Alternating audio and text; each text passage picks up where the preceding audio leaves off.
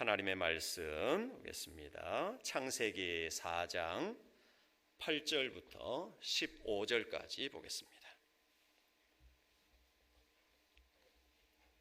창세기 4장 8절부터 15절까지의 말씀을 제가 봉독해 드립니다.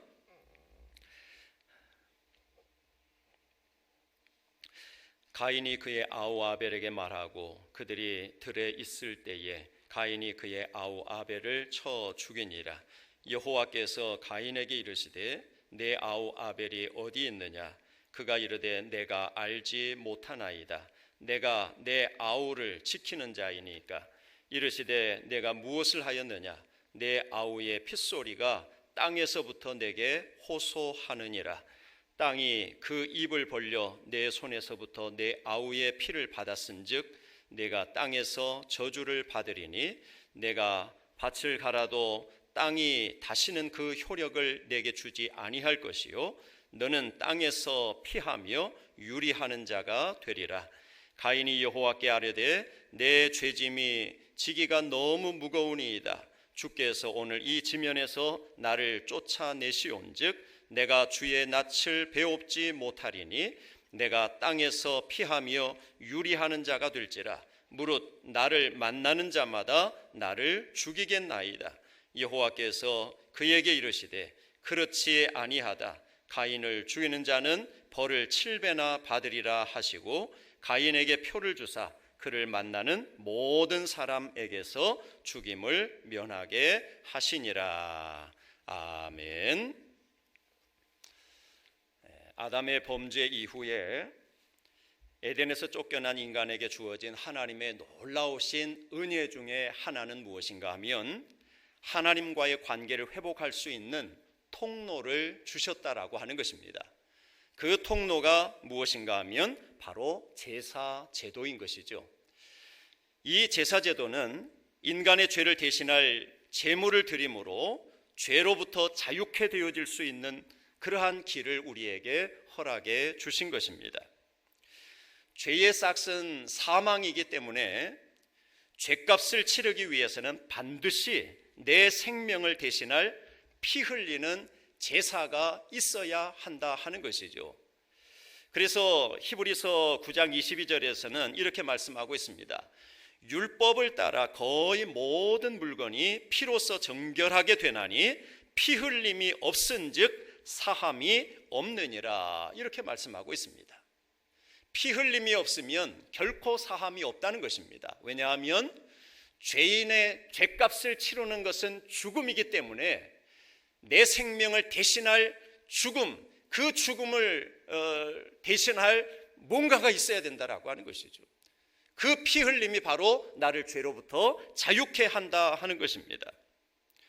지난 시간에 1절로 7절에서 가인과 아벨의 제사를 볼 수가 있었는데 이 가인과 아벨의 제사를 보면 동일하게 제사하였는데 아벨과 그 제물은 하나님께서 받으셨고 가인과 그 제물은 하나님께서 받지 아니하셨다라고 이렇게 말씀하고 있습니다. 아벨과 그 제물은 하나님께서 받으셨지만 가인과 그 제물은 하나님께서 받지 아니하셨다는 거예요. 그 이유가 뭔가? 그 이유는 히브리서에서 이렇게 말씀하고 있습니다. 그것은 바로 믿음의 문제였다는 것을 이야기를 하고 있는 것이죠. 그래서 히브리서 11장 4절에 보면 믿음으로 아벨은 가인보다 더 나은 제사를 하나님께 드림으로 의로운 자라 하시는 증거를 얻었으니 하나님이 그 예물에 대하여 증언하심이라. 그가 죽었으나 그 믿음으로써 지금도 말하느니라 그랬습니다.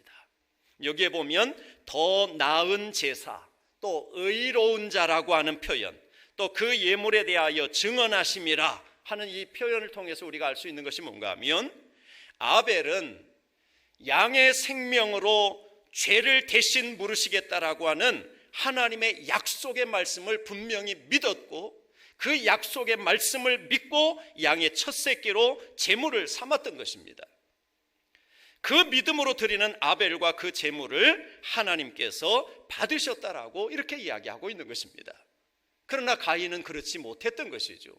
가인은 결코 믿음으로 제사를 드리지 못했다라고 하는 것이고, 믿음으로 제사를 드리지 않았다라고 하는 것은 하나님이 원하시는 제사를 드리지 않았다는 것을 이야기하고 있는 것입니다. 오늘날 우리도 마찬가지인 것이죠. 오늘 우리가 예배할 때에 어린 양으로 오신 예수 그리스도의 십자가의 은혜로 우리의 죄를 대속해 주셨다는 이 확실한 믿음으로 하나님께 예배할 때에 우리의 예배를 하나님께서 받으시는 것입니다. 이 확신이 없다면, 이 믿음이 없다면 우리의 예배는 참된 예배가 되어질 수가 없는 것입니다. 내가 하나님 앞에 예배자로 설 수 있게 되어진 그 배경이 무엇인가를 우리는 분명히 알아야 합니다. 그리스도의 십자가의 은혜로 하나님 앞에 예배자로 세워질 수 있다는 것, 이것을 우리가 분명히 알고 이 믿음 가지고 하나님 앞에 예배해야 하나님이 우리의 예배를 기쁘게 받으신다라고 하는 것입니다. 오늘 이 가인의 모습을 보면 이 죄의 영향이 얼마나 무서운가 하는 것을 우리에게 잘 알려주고 있습니다. 가인은 아벨의 제사는 받으시고 자신의 제사는 받지 아니하므로 굉장히 분노하고 있는 그러한 모습을 우리가 보게 되어집니다. 그런 가인을 향해서 하나님께서 하시는 말씀이 내가 선을 행하면 어찌 낯을 들지 못하겠느냐, 이렇게 말씀합니다. 낯을 들지 못하고 있다라고 하는 것은 떳떳하지 못하다는 것입니다. 양심에 찔림이 있다는 것을 이야기하고 있는 것입니다. 즉 이 말씀은 가인 자신도 제사를 받지 아니하신 이유를 분명히 알고 있었다는 그러한 의미로 우리가 볼 수가 있는 것이죠. 오늘 이 가인은 자신이 무엇을 잘못했는지, 또 잘못된 그러한 부분들을 분명히 알았다면 가인이 취해야 할 자세는 분노하는 것이 아니라 철저하게 회개하고 다시 하나님의 말씀대로 제단을 쌓는 그 자리로 나아가야만 했던 것이죠. 그런데 가인은 그렇게 하지 않았습니다. 잘못했으면 내가 제사하는 방법이 하나님의 뜻에 합당하지 않았다면, 그래서 하나님이 받지 아니하셨다면 그 부분에 대해서 시정하고 하나님 앞에 회개하고 그리고 다시 하나님의 방법대로 제단을 쌓았어야 마땅했던 것입니다. 그런데 그렇게 하지 않았어요. 그 결과가 무엇입니까? 그 결과는 8절 말씀에 보면 가인이 그 아우 아벨에게 말하고 그들이 들에 있을 때에 가인이 그의 아우 아벨을 쳐 죽이니라 그랬습니다.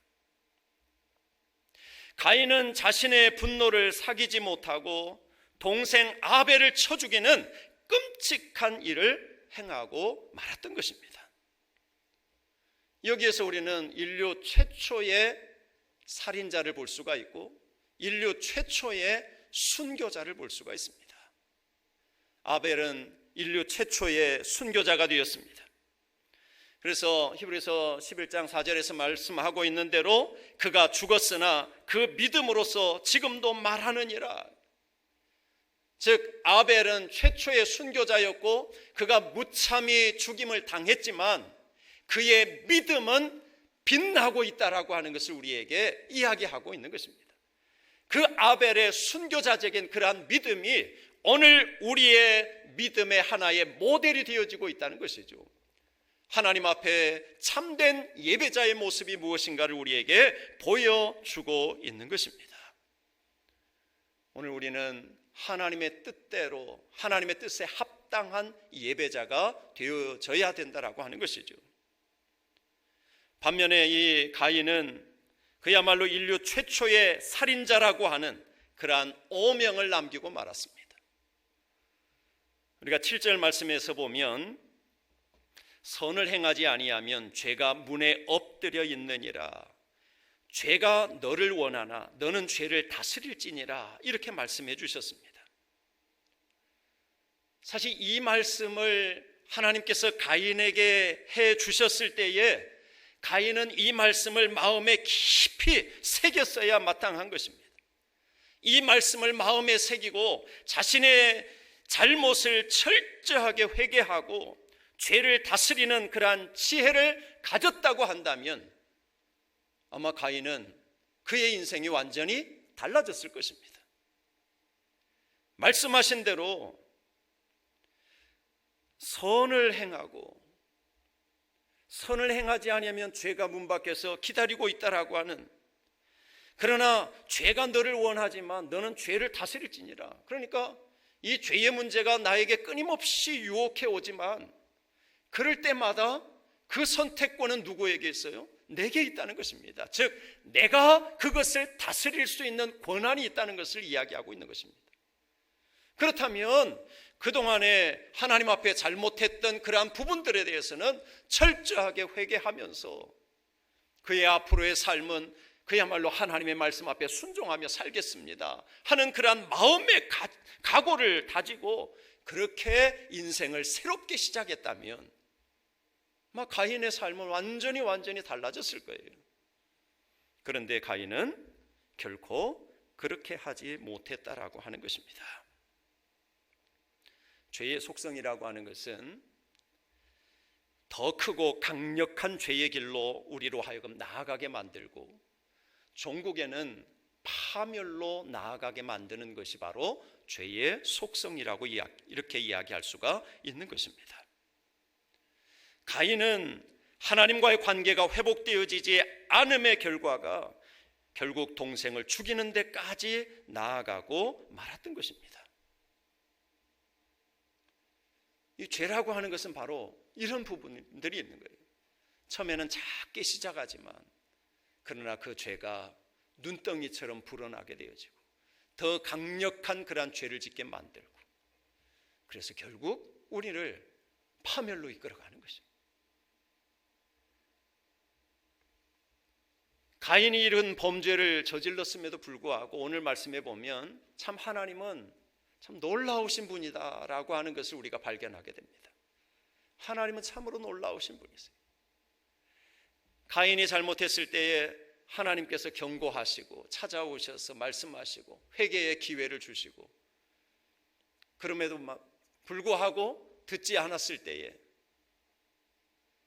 또다시 하나님 말씀하시고 또다시 찾아오셔서 또다시 경고하시고 회개의 기회를 주시는 그러한 모습들을 우리가 보게 되는 것입니다.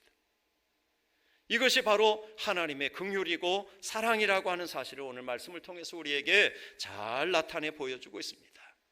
아벨을 죽인 가인에게 하나님께서 찾아오셨습니다. 그리고 가인에게 묻습니다. 내 아우 아벨이 어디 있느냐? 내 아우 아벨이 어디 있느냐? 하나님께서 몰라서 물으시는 것입니까? 하나님께서 몰라서 물으시는 것 아니에요. 이 물음은 아담이 범죄하고 숨었을 때에 하나님이 찾아오셔서 아담아 내가 어디 있느냐라고 물었던 그 물음과 동일한 것입니다. 하나님께서 몰라서 물으시는 거 아니에요. 하나님께서 아담을 부르시면서 찾아오시는 것은, 가인을 부르시면서 찾아오시는 것은 그들에게 하나님께서 회개할 기회를 주시기 위해서 찾아오셨다는 것을 의미하고 있는 것입니다. 네가 어디 있느냐? 내 아우 아벨이 어디 있느냐? 그 질문을 받으면서 깨닫게 되는 것 아니겠습니까? 내가 벗었으므로 숨었나이다. 내가 죄를 지었나이다. 죄를 지은 그 마음, 양심의 찔림을 받는 그 마음을 하나님께서 알고 계시는 거예요. 그 마음을 하나님 앞에 내놓고 하나님 앞에 내가 죄인입니다 하고 고백하며 나아가는 것이 마땅한 도리인 것이죠.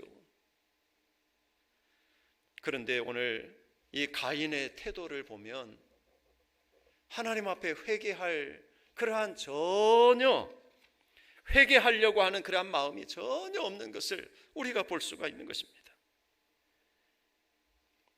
가인이 대답하는 말이 무슨 말인가 하면 내가 알지 못합니다.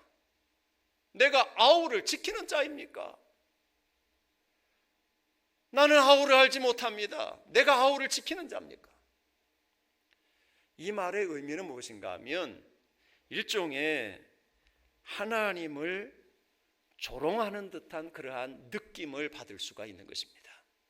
뭔 말인가 하면, 하나님, 내가 아벨을 지키는 자입니까?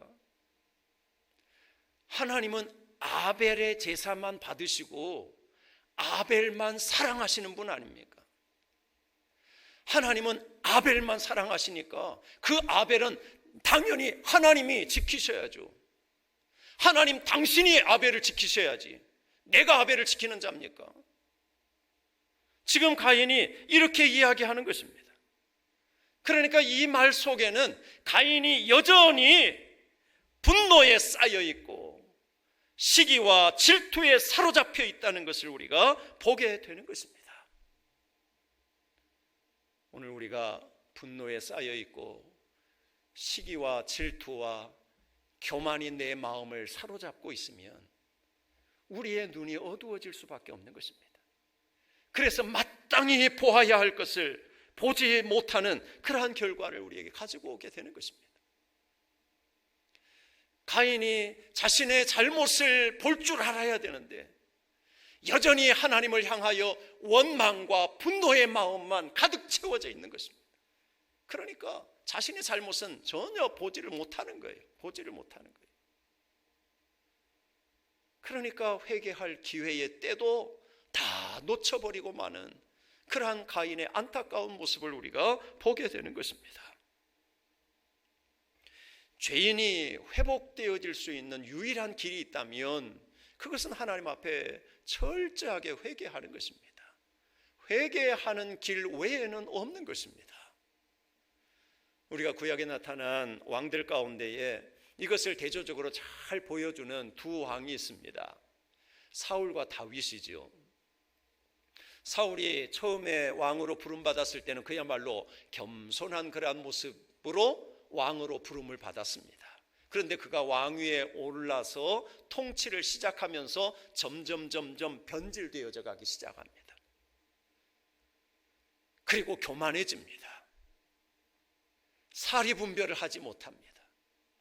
자기가 하지 말아야 될 일들까지 월권해서 제사장이 해야 할 일까지 자기가 도맡아 하는 그러한 일을 합니다. 그리고 하나님께서 명령하신 그 명령 앞에 순종하지 않습니다. 대표적인 것이 아말렉과의 전쟁에서 모든 것을 다 진멸하라고 이야기를 하는데 진멸하지 않습니다. 양들을, 가축들을 끌고 왔습니다. 사무엘이 와서 보니까 이 양들의 울음소리를 들으면서 이게 뭡니까 하고 묻습니다. 그러니까 사울이 하는 이야기가 하나님께 제사 드리기 위해서 좋은 제물들을 가지고 왔습니다 하는 거예요. 하나님께서 그 제물을 받기를 원하시는 것이 아니었습니다. 하나님은 말씀하셨습니다. 다 진멸하라는 것입니다. 그러면 말씀 앞에 순종해야 되는 것이죠. 제사보다 더 중요한 것은 바로 하나님의 말씀 앞에 순종하는 것입니다. 더 중요한 것은 하나님의 말씀에 귀 기울이는 것입니다. 그런데 사울이 그렇게 하지 않았습니다. 사무엘을 통해서 책망을 받으면서도 그러면서도 하나님 앞에 회개하는 것이 아니라 오히려 변명만 늘어놓는 사울의 모습을 보게 되는 것입니다. 그런 사울은 어떻게 됐습니까? 하나님 앞에 버림을 당하게 되어졌던 것입니다. 그러나 다윗을 보면 다윗은 그야말로 하나님 앞에 귀하게 쓰임받았던 그런 다윗이지만 그의 생애 가운데도 실수한 부분이 있지 않았습니까? 우리아의 아내 밧세바를 범한 그러한 사건이 있었습니다. 그 사건이 있고 난 후에 나단 선지자가 와서 비유를 들어서 이야기하면서 다윗에게 바로 당신이 그 죄인이라고 그렇게 지적을 합니다. 그렇게 죄인이라고 하는 지적을 받을 때에 다윗이 어떻게 합니까? 자기의 죄를 변명하려고 하지 않습니다. 그것을 감추려고 하지 않습니다. 다윗은 나단 선지자의 그 죄를 지적받으면서 하나님 앞에 통곡하며 울기 시작했습니다. 밤마다 침상을 적시며 하나님 앞에 철저하게 회개했던 그러한 다윗의 모습을 볼 수가 있습니다. 이렇게 철저하게 회개하니까 하나님께서 다윗을 새롭게 세워주시는 것입니다. 회복의 은혜를 베풀어 주신 것입니다. 오늘 우리에게 회개의 때가 주어졌을 때 우리는 철저하게 회개하는 그러한 자세를 가져야 한다라고 하는 것입니다. 오늘 하나님께서 동생 아벨을 살해한 이 가인에게 찾아오셔서 이렇게 말씀하십니다. 10절로 12절까지의 말씀에 보면 이르시되 내가 무엇을 하였느냐? 내 아우의 핏소리가 땅에서부터 내게 호소하느니라. 땅이 그 입을 벌려 내 손에서부터 내 아우의 피를 받았은즉 내가 땅에서 저주를 받으리니 내가 밭을 갈아도 땅이 다시는 그 효력을 내게 주지 아니할 것이요 너는 땅에서 피하며 유리하는 자가 되리라 그랬습니다. 하나님께서 이 말씀을 하실 때에 가인의 고백을 들어보면 뭐라고 이야기하는가 하면 주께서 오늘 이 지면에서 나를 쫓아내시온즉 내가 주의 낯을 배웁지 못하리니 내가 땅에서 피하며 유리하는 자가 될지라 물은 나를 만나는 자마다 나를 죽이겠나이다 그랬습니다. 하나님께서 그에게 앞으로 네가 저주를 받을 것이라고 죄에 대한 응분의 대가를 받을 것이라고 이렇게 이야기를 하면 마땅히 가인이 취해야 할 태도는 하나님 내가 잘못했습니다. 내 죄를 용서해 주세요. 그러면서 울부짖어야 마땅한 것입니다. 그런데 가인의 대답은 그 속에는 자신의 잘못에 대한 회개가 아니라 오히려 원망과 불평만이 그의 대답 속에 담겨져 있는 것을 우리가 보게 되는 것입니다. 오늘 이 말씀 속에서 가인이 이런 표현을 합니다. 주께서 오늘 이 지면에서 나를 쫓아내시온즉 내가 주의 낯을 배웁지 못하리니 그랬습니다. 주의 낯을 배웁지 못하리니. 우리 인간에게 가장 무서운 저주가 뭔가? 가장 무서운 형벌이 뭔가? 그것은 바로 하나님을 만나지 못하는 것입니다. 하나님의 낯을 배웁지 못하는 것, 이것보다 더 무서운 형벌이 없습니다. 왜냐하면 하나님과 우리 사이에 문제가 생겼을 때에 그 문제를 해결하려고 하면 하나님과 대면해야 합니다. 그런데 하나님과 만나지 못한다면 그 문제를 해결할 수 있는 길이 없는 거예요. 우리 인간관계 속에서도 마찬가지 아니겠습니까? 관계가 깨지고 문제가 생기면 만나야 되는 거예요. 만나지 않고서는 해결할 수 있는 길이 없는 거예요. 만나서 서로 잘못한 건 잘못했다고 이야기하고 용서를 구하고 용서를 하고 그러면서 관계를 회복해 가야, 그래야 정상적인 그런 삶을 살아갈 수가 있는 것입니다. 하나님과의 관계 속에서도 역시 마찬가지인 거예요. 그런데 하나님의 낯을 배웁지 못한다. 이것보다 더 무서운 형벌이 어디 있겠습니까? 또 하나님의 말씀을 듣지 못하는 것이 바로 우리에게 무서운 형벌인 것입니다. 그래서 유다 말기에 이 아모스 선지자를 통해서 주신 말씀 가운데 이런 말씀이 있습니다. 보라, 날이 이를지라 내가 기근을 땅에 보내리니 양식이 없어 주림이 아니며 물이 없어 가람이 아니요 여호와의 말씀을 듣지 못한 기갈이라 그랬습니다. 마지막 때에 가장 큰 문제가 뭐냐? 그것은 양식이 없어서도 아니고 물이 없어서도 아니라는 것입니다. 마지막 때에 가장 큰 문제는 하나님의 말씀을 듣지 못함의 기갈이라고 이렇게 이야기를 하고 있는 것입니다. 이 말은 유다 백성들의 그 죄악이 그들의 귀를 막아버렸다는 그러한 의미 아니겠습니까? 죄악이 그들의 귀를 막아버렸습니다. 그러니 하나님의 말씀이 들려오지 않는 것입니다. 하나님의 말씀을 듣지 못하는 것입니다. 그것 때문에 결국은 망하는 길로 가는 것입니다. 오늘 우리가 하나님의 말씀을 읽을 때마다 하나님의 말씀을 들을 때마다 그 말씀이 우리 가슴속 깊이 새겨지는 그러한 은혜가 있기를 간절히 바랍니다. 요즘에 말씀에 대해서 여러 가지 좀 생각이 좀 깊어지고 있습니다. 이 코로나로 인해서 온라인 예배를 하기 시작하면서 유튜브나 또 SNS 같은 데 보면 이 수많은 목사님들의 이제 설교가 올라오고 있습니다. 그러니까 실시간으로 중계하는 그러한 교회들은 또 실시간으로 올라오기도 하고, 실시간으로 하지 못할 때는 또 녹화해서 유튜브에 이렇게 또 올리기도 하고, 우리도 유튜브에 이제 올리고 있습니다만은, 그러다 보니까 자연스럽게 나타나는 현상 중에 하나가 뭐냐면 설교 탐방하는 일이 자연스럽게 일어나고 있습니다. 설교를 탐방하는 거예요.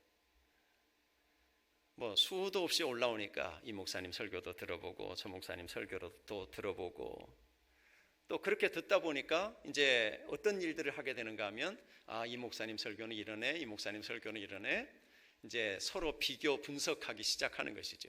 그러면서 평가하기 시작하는 것입니다. 이 목사님 설교 참 잘하네, 이 목사님 설교는 뭐 별로야, 그러면서 이제 평가하기를 시작하게 되는 것이. 그러다 보니까 귀를 즐겁게 하는 그러한 설교자들에게 막 쏠리는 그러한 현상까지 일어나고 있는 것이죠. 이제 이런 현상들이 벌어지고 있는 것입니다. 그러다 보니까 정말 어찌 보면 이제 홍수 때에 마실 물이 없어서 참 고통당하는 그런 경우가 많이 있는 것처럼, 설교가 인터넷을 통해서 그야말로 홍수처럼 쏟아져 나오고 있는데, 정말 그 말씀을 들으면서 내 영혼을 살찌우고 있는지, 그 말씀을 통해서 하나님의 음성을 내가 듣고 있는지, 그 말씀을 통해서 내가 생명의 양식으로 얻고 내 영혼이 살아나는 그러한 경험을 하고 있는지, 이러한 부분들에 대해서 회의적인 그러한 시각들이 많아지고 있다라고 하는 것입니다. 참 방송 설교를 통해서 은혜를 받는다는 것이 참 쉽지가 않아요. 저도 이제 종종 이제 또 목사님들 설교를 이제 자주 듣곤 하는데, 실제적으로 함께 예배하면서 공동체 안에서 그런 함께 예배하면서 말씀을 전할 때와 방송을 통해서 말씀을 접할 때와 이게 질이 다른 거예요. 질이 다른 거예요. 감이 다른 거예요. 감이 다른 거예요. 그러니까 방송을 통해서 이렇게 설교를 듣다 보면 그냥 듣다가도 또 다른 데 신경 쓰게 되고, 뭐 그러다 보면 말씀에 집중이 안 되는 거죠. 집중이 안 되는 거죠. 그러니까 그 말씀을 통해서 생명의 양식을 얻는다는 것은 결코 쉬운 일이 아니라고 하는 것입니다.